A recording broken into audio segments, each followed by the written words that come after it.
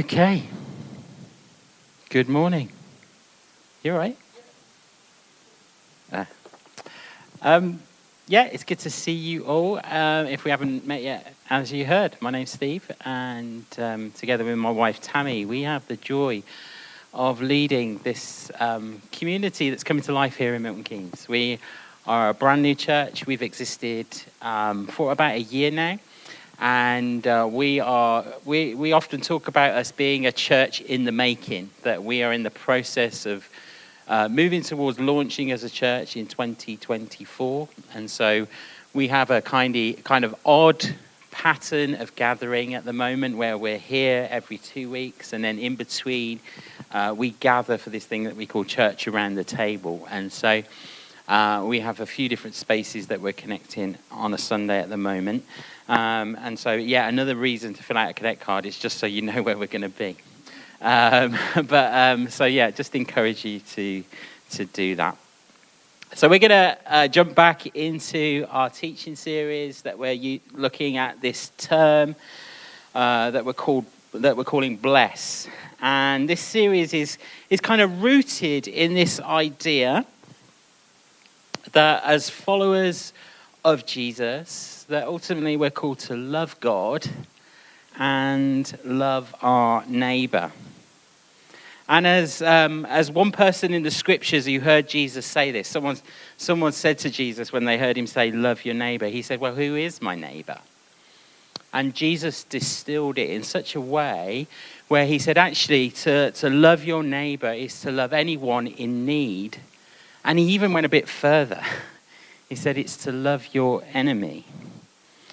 And so the challenge for us all is how do we become the kind of people who love our neighbours well, knowing that the ultimate goal, like the gold standard of loving our neighbour, is to actually love our enemies as Jesus suggested. How do we get there? And the idea that we had is this idea that what if the training wheels, if you like, the stabilizers on our loving our neighbor was to actually love our neighbor? As in, like the people who live next door to you or the people who live across the street. Maybe if the ultimate goal is to love our enemy, maybe the place where we could start is to take Jesus literally and love our actual neighbors. It's profound, isn't it? And we started off a few weeks ago looking at this grid square here, and we said that this represents where you live. And the first challenge we had was to get to know the names of your 8 closest neighbours. How's that going for anyone? And is that going okay? It's the 2 of you. And so the first challenge was get to know your neighbours, get to know their names. And with that in mind, we've taken this acronym BLESS as a way to kind of help give us some intentional steps in what it means to love our neighbour. And so last time we were together here at Kents Hill, Nike kicked us off with B, the letter B, which was begin with prayer. That we start in this place of prayer. Today we're going to look at L, which is listen. Next time we're going to look at E, which is eat. Always a good thing. S stands for serve, and then the second S stands for story. And so each week as we gather in this space, we're unpacking a different letter. And so we're starting with L today, which is listen. Learning how to listen. Not talking, but listening. Not forcing people into whatever conversation we want to have, which as Christians we're often good at doing, aren't we? Forcing people into conversations. But learning to listen and understand where people are at. Now, I would say all of us think that we are better listeners than what we really are. And one of the kind of funny ways that this manifests itself is in the mishearing of song lyrics. Anybody guilty of mishearing sung lyrics? How many of you, you're in the car singing with great passion along to the radio, and then someone else in the car says, hold on a minute, that isn't what it says. Or maybe you're at a karaoke and you are brave enough to get up and sing, and suddenly you realize, oh, that isn't the words I thought it was. Or if you're anything like me, when I was in primary school, I realized after some time that the hymn in assembly wasn't, it was, I am the Lord of the dance, said he. But what I was singing was, I am the Lord of the dark settee. And so I had all these pictures of Jesus chilling out on a Chesterfield sofa. And so anyone been there, done that, sung the wrong lyrics? If you haven't, I've got a clip just to illustrate this point and to fill in my time. You all know about a karaoke. When you're singing on a karaoke, you haven't got a clue that those were words. I was singing Take That, Back for Good. Wash your back, wash your back, wash your back. Want your back? What's this? Want your back? I've been singing Wash Your Back 15 years. So then when you go on a karaoke and you see lyrics, that's what they're supposed to be singing. You know that song, We Are Family? For years I thought they were singing, Just Let Me Staple the Vicar. Right? Who's right and who's wrong here? Listen. All of the people around us, they say, can they be that close? Just let me staple the record. That's what they sing. Just let me staple the vicar. What's all that about? Just let me staple the record.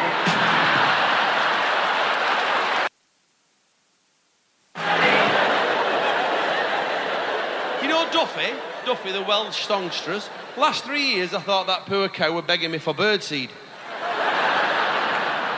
I'm begging you for mercy.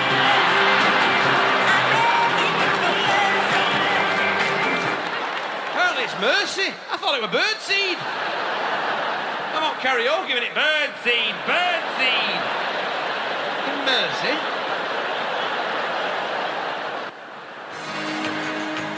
Can't go on thinking nothing's wrong. Drive by the Cars, beautiful song. They used this on Live Aid. Do you remember?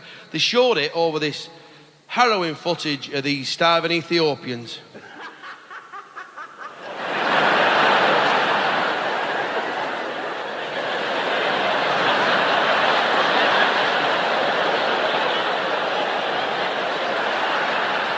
If you listen closely, they're actually singing about pork pie. Pork pie, what's it go? Thinking nothing's wrong. What now? I pledge money, me, pork pie. I pledge money.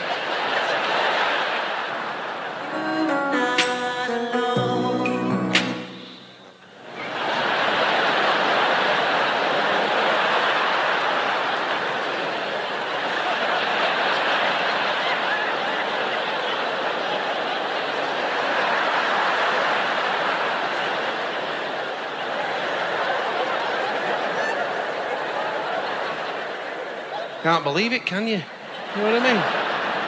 Should have been on here.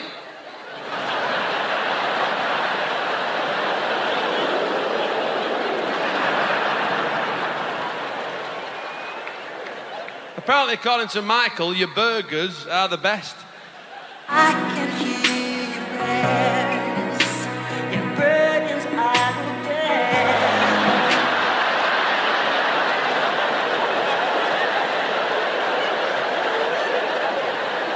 He must have had one of them burger vans. You know they have at Fun Fairs and doing steak Canadians and hot dogs. Speaking of hot dogs, Near, far, wherever you are, I believe the hot dogs go on. I believe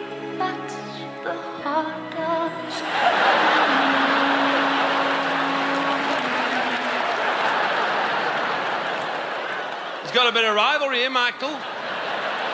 Celine's peddling hot dogs. It's on his patch.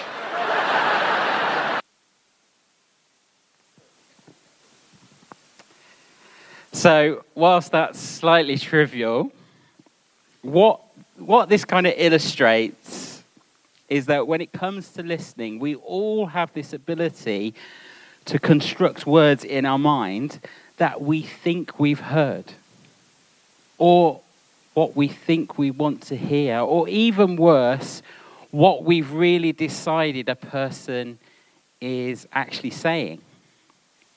And so we end up sort of operating with this mindset where we've already decided what a person is thinking or what a person like them is like. And so therefore we end up with this construct in our minds where we spend the whole time simply trying to confirm what we've already decided. And so let's just be straight from the outset. That isn't listening. That isn't what listening is. And I want to suggest this morning that one of the most important skills we can develop, not just in loving our neighbours, but just in life in general, is the ability to listen. The Anabaptist author, David Orgberg, he put it this way. He said, being heard is so close to being loved that for the average person, they are almost indistinguishable. That our ability to hear people is so connected to how they feel cared for and accepted and loved and seen as important, that the two things are just combined. We can't separate them. And if the call of the scriptures is to love those around us, to love our neighbors, or even more so, love our enemies, we need to understand that that's not just a good suggestion from Jesus. It's a command. And so, if that's the kind of people we're meant to be, then there is, I believe, some skills for us to learn, an ability to push past our preconceived ideas and to hear what someone intends to say, not what we've already decided. It's really easy, isn't it, to polarize people by what we've already decided in our own minds of who they are. And if we're honest, we often when we're listening, we're actually only there to facilitate our means or opportunity to speak. I mean, have you ever been in a conversation with someone and you know all they're doing is waiting to say their next thing? And really what they're doing is just having this opportunity, okay, you need to say what you want to say because I want to speak again. Yeah? I want to say my thing. And they watch you, but all they're really doing is forming their next sentence in their minds. But in fact, the opposite of listening is not speaking. It's waiting to speak. And we see this model to us over and over again by Jesus. Over and over again throughout the Gospels, we see Jesus modeling this ability to listen. And ironically, if ever there was a person who had walked the earth who didn't need to listen, who had some pretty important things to say, who was, quite frankly, a fairly significant character, if ever there was a person existed who didn't need to do any of the things that I'm suggesting we need to do, it was Jesus. And yet he chose repeatedly throughout the Gospels to stop and listen to what people had to say. Just want to look at a couple of examples quickly this morning. Luke 18 and verse 35. It says this. It says, as Jesus approached Jericho, a blind man was sitting by the roadside begging. When he heard the crowd going by, he asked, "What's happening?" They told him, "Jesus of Nazareth is passing by." He called out, "Jesus, Son of David, have mercy on me." Those who led the way rebuked him and told him to be quiet. But he shouted all the more, "Son of David, have mercy on me." Jesus stopped and ordered the man to be brought to him. When he came near, Jesus asked him, "What do you want me to do for you?" "Lord, I want to see," he replied. Jesus said to him, "Receive your sight. Your faith has healed you." Immediately he received his sight and followed Jesus, praising God. When all the people saw it, they also praised God. And so we have this guy who's crying out for Jesus' attention. And everybody is like, that's not the kind of guy we're here to listen to. You, my friend, are just on the edge of society. And maybe you don't realize, but we've got some important business. We're bringing the kingdom of God to earth. You're just this useless guy on the edge of society. And now you're kind of just getting in the way. You're creating a scene. You're getting in the way of what we're here to do. Why can't you just be quiet? And in the middle of that response from Jesus' disciples, Jesus stops and he asks, "Who was that? Who was that man? What is he saying? Bring him to me." And Jesus stops everything, his agenda, his direction of travel, whatever he was planning to do, in order to listen to this man. How about this example in John chapter 5?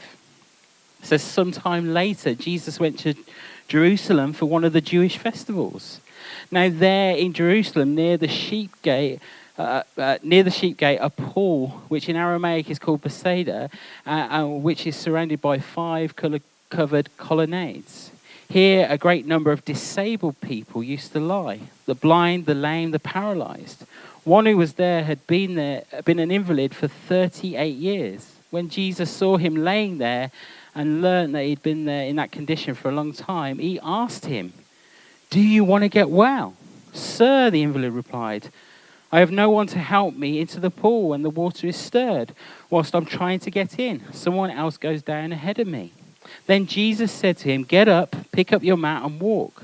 At once the man was cured. He picked up his mat and he walked. And so on this occasion, Jesus is in Jerusalem on important business. It's festival season. He's waiting to go to the Jewish festival. It's going to kick off. And then, and in order to get into the city, he has to pass through this gate. And this is a busy spot. It's a bit like a turnstile into, an event or a train station or whatever you think. And so he's got to get through this turnstile. And it's a busy place. And it's an ideal place for those who beg and ask for things to position themselves. If you're going to get noticed, if you're going to get people's attention, you need to be in a busy spot, don't you?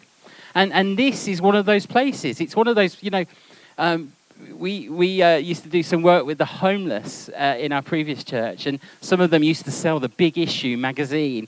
And, it's always a fight to get the best spot. The most congested spot, the place where you're going to bump into the most people. This is one of those places.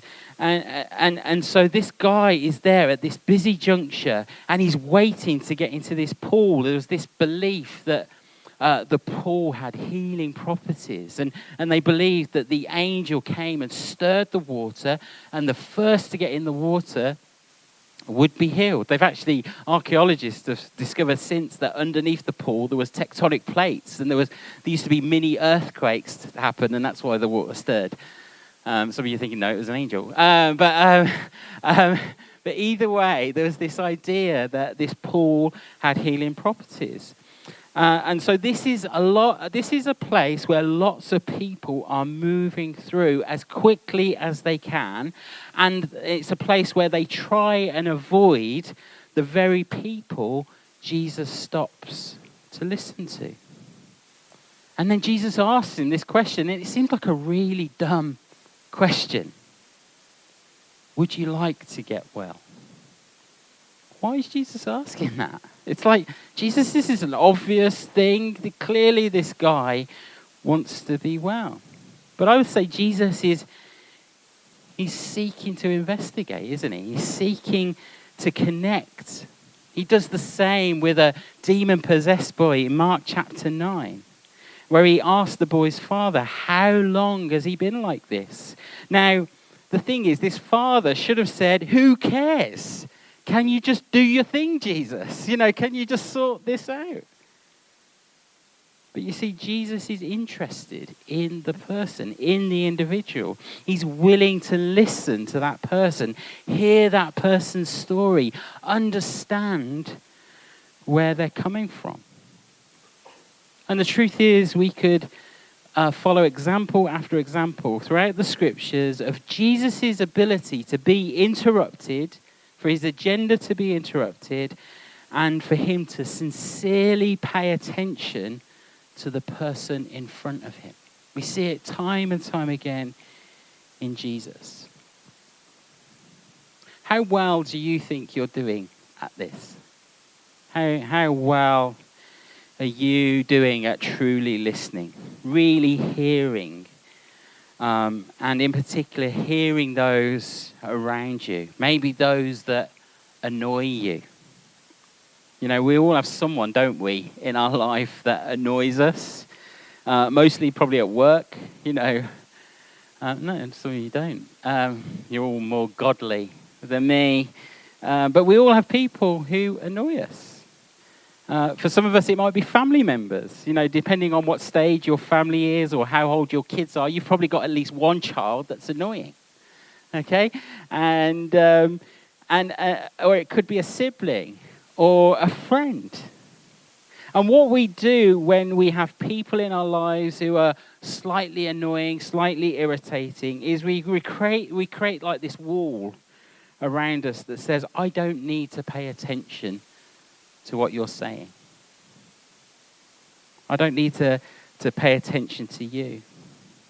And it actually takes a lot of effort to not decide ahead of time why they are the way they are, and instead decide I'm not gonna ignore that person, but I'm gonna listen to them as a way to show love, as a way to show care. And we're all guilty of that. I know I'm guilty of that this week. I'm just thinking, that person just drains me. No one in this room, okay? But, I know I'm guilty of that. It's easy to do. But not only are we called to listen to people, but we're also called to listen to places. What do I mean by that? Well, the Apostle Paul, whenever he went to a particular city, he would walk and pray and begin to listen to how that city worked. Why would he do that? Well, I think he's trying to figure out how that particular place works. What are some of the symbols in that community? What are some of the traditions that city holds? Why? So that as a person sent from God, an apostle, he could be present and active in that place. And so learning to listen to the surroundings, learning to listen to what is being said in the places that we're sent to. One of the examples of this from the Apostle Paul is in Acts 17, where Paul begins to notice the idols in that community. And he speaks into that moment and he says, this reveals to me that you're searching for God and you don't know it. By taking some time to listen in the very place, the very atmosphere he is in. Think about this city and about some of the things that are important to this place. What does it tell us about the kind of people that live here? What do the people of Milton Keynes and the surrounding area see as important?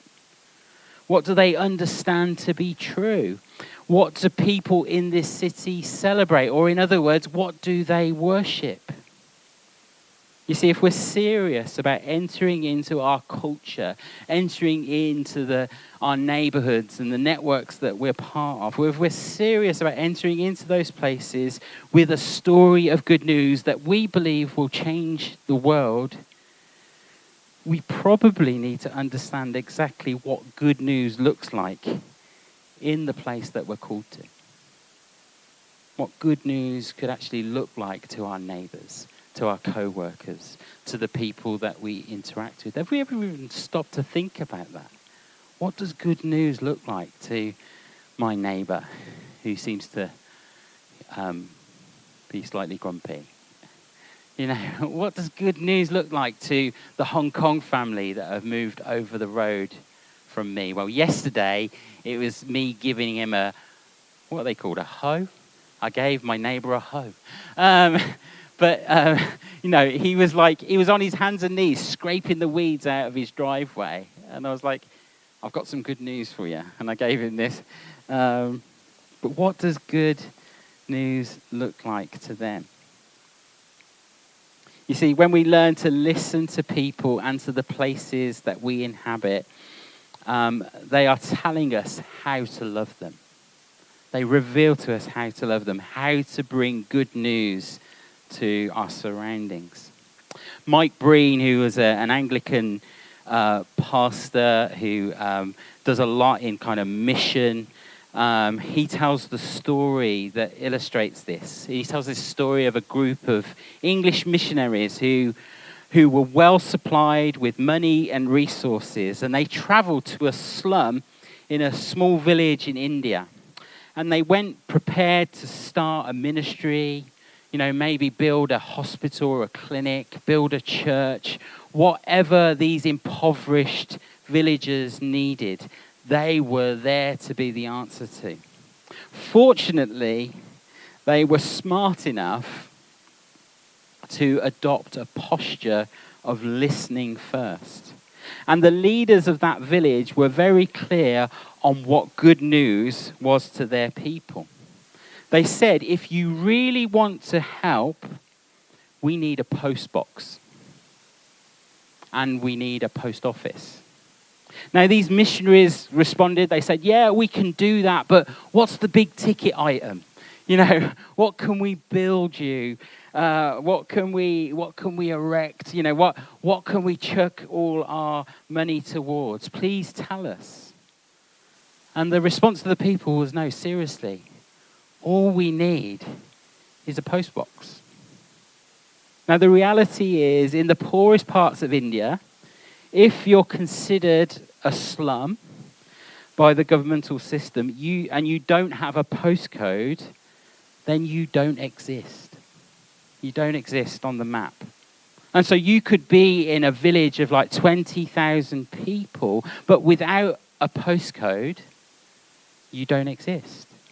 And as a result, you're not entitled to social care. You're not entitled to the different structures of healthcare. You are invisible. And the leader told them this. He said, if you are really here to help, if you are really listening to what we're saying, get us a post box. Do that, and the whole world will open up to us. Now, nowhere on the list of things for missionaries to do was this idea, we're going to build a post box.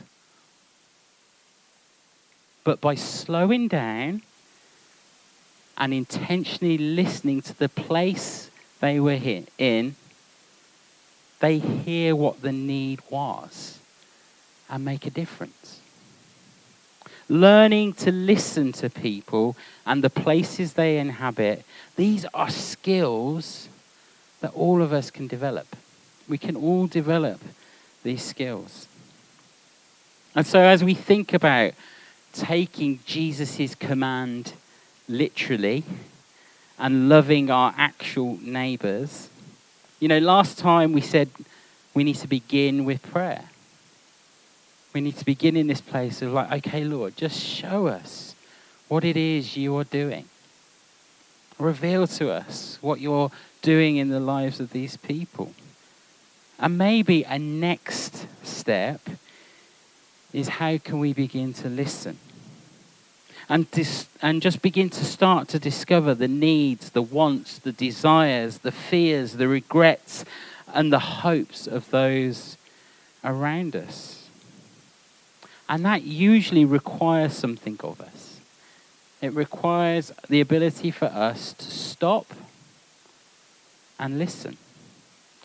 And I would say, listen and ask some really good questions.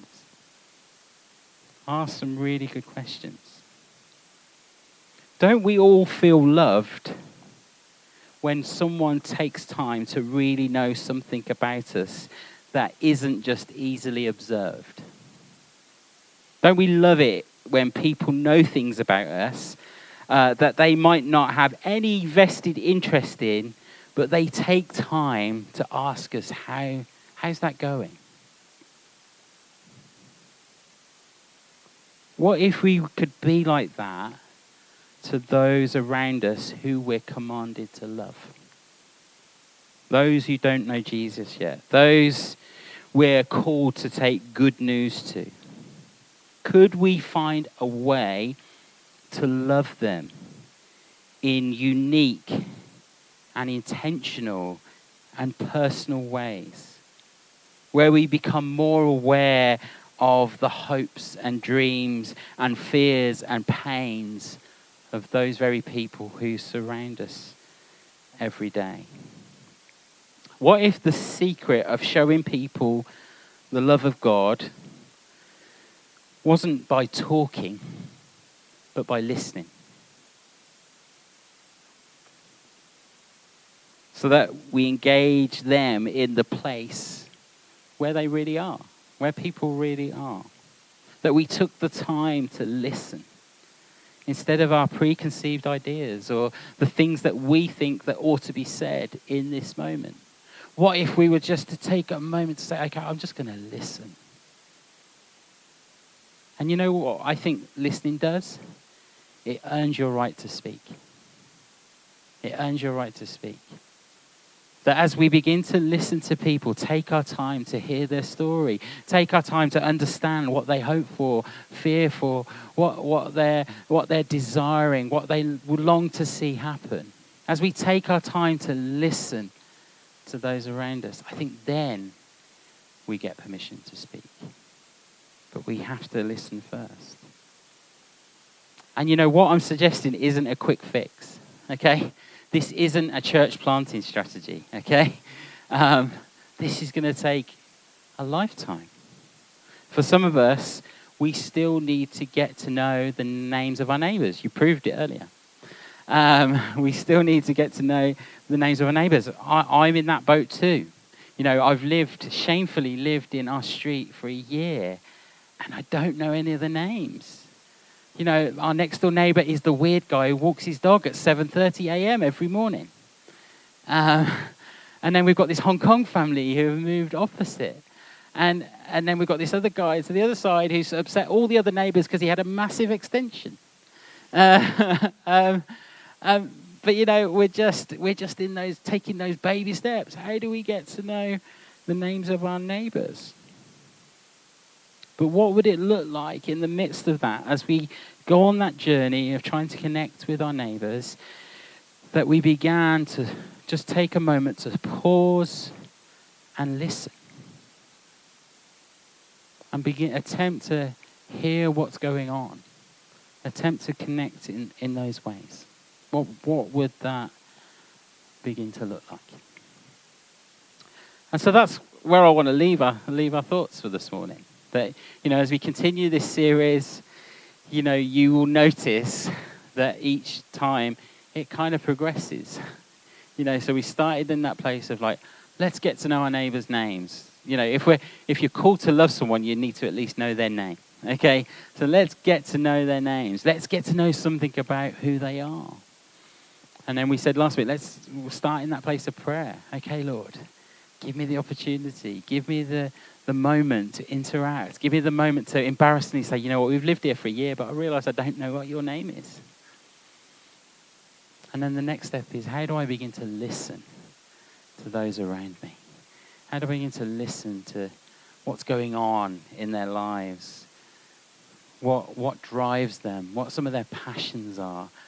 What their spiritual journey has looked like today? What their interaction with this person, Jesus, who I think changes everything.